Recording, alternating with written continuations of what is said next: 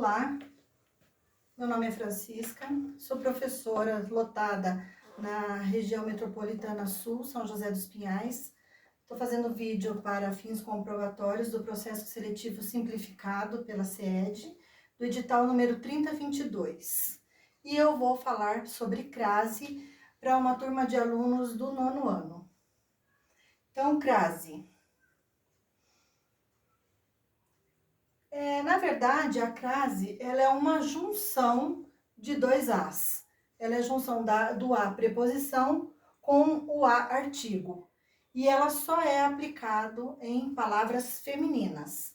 Tá? Então, para você ter a crase, você tem que ter uma preposição A, mais um artigo A, e a junção dos dois dá o acento diferencial, que é a crase. Alguns exemplos, então, de onde aplicar a crase, como fazer essa aplicação. Quando eu consigo ter a frase, uma preposição ou um artigo A, e quando eu modifico o meu substantivo feminino por um masculino e dá ao, obviamente eu coloco a crase. Então, os documentos foram apresentados à juíza. Se eu vou falar numa forma masculina, os documentos foram apresentados ao juiz. Se eu tenho ao com o a preposição, juntando e dá a crase.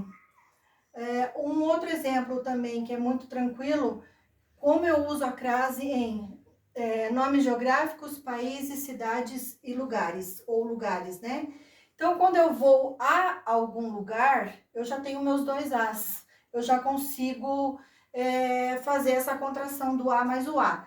Mas eu vou à França e eu volto da França. Então, eu tenho o A com o A da minha preposição e, obviamente, eu tenho a crase. Se eu tenho alguma dúvida para isso, eu posso também falar que eu fui para a França. Então, para a França. Eu fui para a França, o A mais o A. Fui a, volto da. Tenho as duas crases, os dois As, eles se unem e formam a crase. Como poderia ser uma forma que eu não usasse a crase? Por exemplo, fui a Curitiba. Eu não posso falar que eu voltei da Curitiba, eu falo que voltei de Curitiba. E eu já não tenho A, eu tenho E. Então, não dá certo, não tenho os dois As. Então, fui a Curitiba, não tem crase. Locuções adverbiais femininas, também uso a crase, lembrando sempre, né, femininas, como o próprio nome diz. Então, seu pai saiu à noite. À noite, locução adverbial de tempo, vai crase. Estava à espera, também tem crase, porque também é uma locução adverbial feminina. Locuções adverbiais femininas que cabem a crase, de tempo, de modo e de lugar. E eu tenho aqui alguns exemplos de todas essas, né, locuções mais usadas que a gente coloca a crase. Às pressas, às vezes, à risca, à direita, à esquerda, à frente, à maneira de, a modo de, a maneira que, à espera de. Então, essas são algumas locuções que a gente usa a frase. Se eu puder trocar a moda ou a maneira, eu uso a crase também, tá? Então, o que eu tenho aqui? Poesia a Camões. Camões é masculino, né? Porque é um homem. Mas eu não quero dizer que é poesia a Camões, eu quero dizer que é poesia à moda de Camões, ou seja, da mesma forma como ele fazia essa poesia.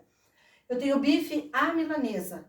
Eu tenho bife à moda de Milão, que é o bife à milanesa que a gente costuma comer. Então, quando eu tenho essas transformações de à moda de, eu uso crase. Uso também diante de pronomes demonstrativos femininos, né? Aqueles, aquelas, aquilo, cheguei àquele lugar. Então, se eu conseguir trocar aquele lugar, aquele por a este, vai crase também. Então, cheguei a este lugar. Vou àquela cidade, ou vou a esta cidade. Então, troca-se a este, a essa e a isso. Se der certo, a troca não ficar sem nexo, sem coerência, eu coloco a crase, então, ela é craseada. Também uso em expressões como à vista e à bala. Então, vendo à vista. Por que vendo à vista precisa de crase? porque senão eu começo a fazer uma outra avaliação da frase, ou seja, um outro significado dela. Por exemplo, se eu fizer sem crase vendo a vista, eu posso abrir a janela e estar olhando a vista. Então, eu estou vendo a vista lá fora como ela está. Se eu uso sem a crase, eu também posso estar vendo a minha vista, ou seja, tampando a minha visão, vendei a vista.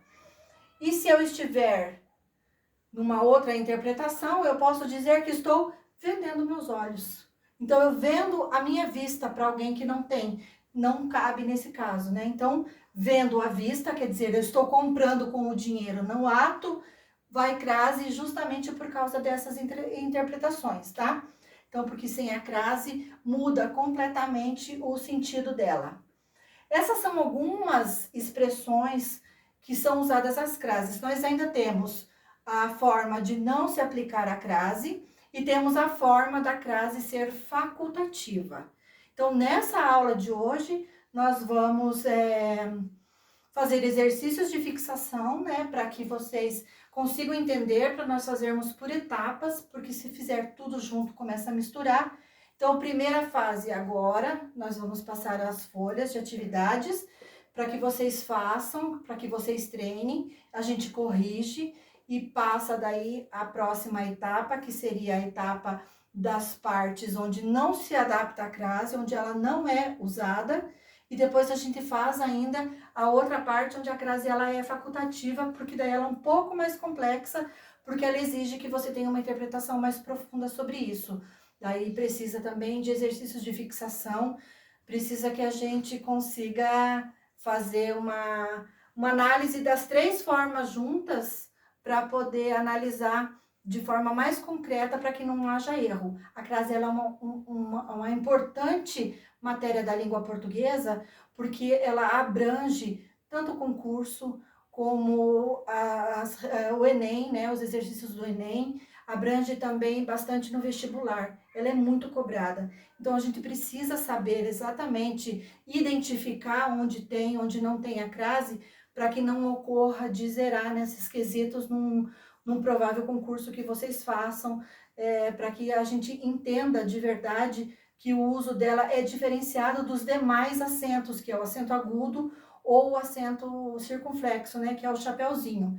Então, a crase, ela vem além desses outros exemplos, por isso ela tem tantas regras e por isso que as regras são tão diferenciadas, para que a gente consiga identificá-las e para que a gente não erre e não caia em ficar mal colocada em alguma situação envolvendo concursos ou envolvendo até mesmo o Enem. Tá? Então, na próxima aula daí, nós fazemos a correção e passamos então para o próximo tópico.